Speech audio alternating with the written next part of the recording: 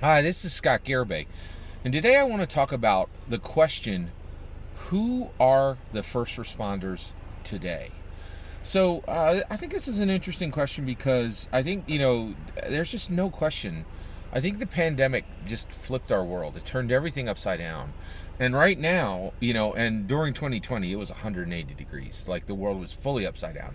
And now, I think now that the CDC has released many people from the incredible strain that the pandemic put on us, and now, specific groups of people are being released from the miserable, soul-sucking pain that the pandemic brought, right?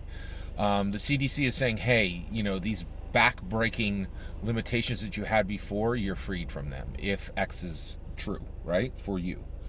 And that's a big step forward, right? But as the world continues to turn, right, and we go to 270 degrees, we're no longer 180 degrees, we're no longer fully upside down. We're getting back to a life that looks like what we as Americans, everything I'm going to say right now is American specific, that we as Americans say, hey, this is our lives, this is how we live, this is who we are, this is what we do, this is how we art, this is how we live, right?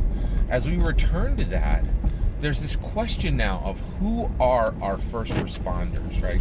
One of the things I think is, that has really been interesting in the past 10, 20 years is that everybody can have their answer now, right? Like we just don't have this, we don't live in a world anymore where there's a definitive answer for everybody.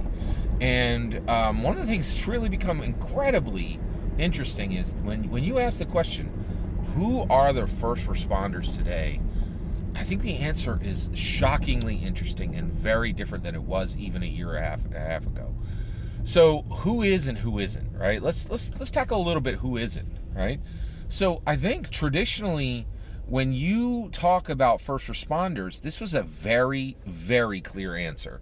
2018, I think you might have, from 51% at the macro level, from Americans, when you said who are first responders, you would have got a quick answer back. You would have gotten EMTs, first responders, firefighters, first responders. Bad things happen, they're first on the scene, and they're doing what's necessary to take care of the problem, right? There was another group of people who would have been listed in 2018. In 2021, and especially in 2020, that group is now, there's a big question mark. There's a big question mark. So basically, there was a group previously where something went really, really bad. You'd say, okay, I want somebody from this group of people there. But actually, the summer of 2021 showed us that group of people, there's a big question mark. And it's not even known if 51%, if the macro level of Americans would want a member of that group showing up on the scene if something really went down that was bad, because they don't know if the situation is going to get better for them or worse for them. That is a major, major change. That's a massive change, right? So the group of who is, right, traditionally on the list of first responders, I think it's really changed. If not, maybe not for every American, but for many Americans, it has changed, right? Well, it has also changed dramatically for me in a new group of people who I now consider first responders. I think it's going to surprise you, okay? All right, so when bad things happen, first responders show up, right? Well, I think that there is a hugely, hugely bad thing happening in America, and that is the death of the American Blockbuster. It is shockingly bad. It is. I don't think most Americans have any idea how devastating the full death of the American Blockbuster will be for this country. I think it could be just absolutely devastating. Now, I hear you're like, wait, Scott, are you talking Michael Bay's Transformers? Are you talking, Star Wars? The Force Awakens? Are you talking that Turtles movie with Megan Fox? Yes, I'm talking about all of those, right? And you're like, well, how could that be, an emergency situation? How could that be at the level of a first responder? Those people and here's what I'm saying. I'm saying everyone who works in a movie theater right now, right? And we're talking right now, we're entering the summer of 2021. I think that every single person who works at a movie theater is an American first responder. There you go. And you're like, wait, Scott, don't those people serve popcorn and M&Ms? Yes, they do. So how could they possibly be considered a first responder? Well, here you go. Right? So one, the biggest reason is mental health, right? So America has been on like a kick for a while. Like, we're coming up on 10, 20, 30 years where we're saying, hey, mental health in America matters, right? And many people are saying it's just as important as physical health. So, and I could kind of get this, right? Like, so what if you have perfect health, perfect physical health, but your mental health is in tatters? Are you really healthy? A lot of people would say no, right? So that's why I think that the American movie theater worker today is a first responder, a first-rate first responder. Here's why. There is a terrible, catastrophic problem approaching in the U.S., and that is the death of the American Blockbuster. Many, many Americans, tens of millions, if not over 100 million Americans, in my opinion, have no idea how devastating this impact will be to the nation. So it is my opinion that the American Blockbuster is deeply, deeply rooted in American mental health. And without the American Blockbuster, the mental health of the nation will not be in a good state, right? So why is that, right? So that's a bold statement. I realize I got to back that up, right? So here's the issue, right? So first of all, on the mental health front, I think that movies. I just finished watching the film A Quiet Place 2, right? We know in America, we're very aware. We've become more and more aware over the past few years of this thing called a systematic problem, right? We know what a systematic problem is, right? Well, I just finished watching Quiet Place 2. Spoilers for Quiet Place 2. That film shows a systematic solution. In the first film, there was a girl who was deaf. She couldn't hear. And she used a small speaker, right, to disrupt the hearing ability of the alien monsters that was trying to kill her, right? And she had built a temporary personal solution for a very big problem, a problem that had gone across the United States of America. The whole U.S. was covered with aliens who were trying to kill people, right? But she found a way where if she played this frequency that played on her. Specifically on her hearing aid, it would disrupt an alien to the point where it could easily be killed, right? That's great. It's a temporary personal solution that you've created.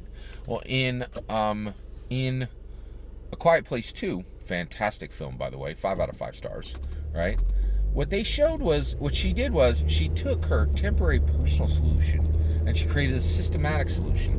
What she did was she showed how one radio station could be used to send the frequency on her hearing aid, and anyone holding on to literally a $10 radio with batteries in it could fully disable an absolutely terrifying wrecking machine of an alien predator that could easily kill.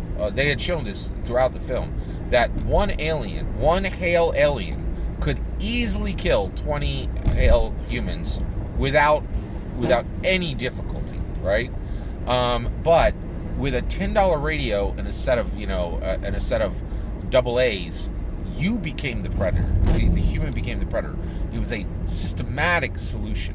And what that film did was it just declared we can still create systematic solutions to systematic problems. And boy, I'll tell you right now, America desperately needs hope that they can create systematic solutions to systematic problems. It said, you have reason to hope, right? The fiction was carrying a narrative that we as Americans can hope. That is integral to the mental health of Americans. Also, I have to say, 2020 was brutal for me. It was one of the most challenging years I have ever had. I can say without a doubt, I was at my lowest point in my life in 2020 in a mental health perspective, right? But now, the simple thing of movies returning gives me so much hope. Also, just to be clear, the movie theater where I saw Quiet Place 2 was shuttered a month ago. It gives me great joy to say that there are 4 movie theaters within 15 miles of my house, right? 3 of them were shuttered a month ago. Today, 2 of them are shuttered. Hope is returning. Hope for American health and hope for American prosperity. That's the second reason that I think that the movie theater, all movie theater workers today are first responders at the same level of respect that should go to firefighters and EMTs. This is an industry that has lasted for a century. There are literally millions of jobs on the line, not small jobs, good jobs, right? And good, like, not just like very high paying jobs for actors and actresses and all those kind of people, but also for people who serve popcorn and M&Ms. There are literally hundreds of thousands, if not low millions, of jobs created by the American theater. And I am convinced if the American theater industry dies, the American movie blockbuster dies. The American blockbuster dies, and I will even go further, the American movie dies, right? Movies on the small screen are one episode of a short series, right? The term television movie is synonymous with suck. There is no possibility that American movies live on the small screen. It doesn't. It dies, right? It just simply dies. And for that reason, in my opinion, American movie workers are first responders. There is a terrible thing happening. It is not even acknowledged by most Americans, right? Instead, Americans are throwing gasoline on the fire by continuing to build home theaters and just saying, I don't care that hundreds of thousands, if not low millions of people will be put out of work for my selfishness, right? There is a terrible thing happening. You know who's responding to that terrible thing? The American movie worker. The person who gives you your popcorn, the person who sells you your M&Ms, the person who tears your ticket, the person who cleans up after the film. These are the new American first responders, and I think they deserve every single ounce of respect extended to EMTs and firefighters who are still America's first responders. They just have a new set of people standing there with them, in my opinion. What's your opinion? I'd love to hear your thoughts. Let me know in the comments below. Please consider liking and subscribing, and have a wonderful millennium.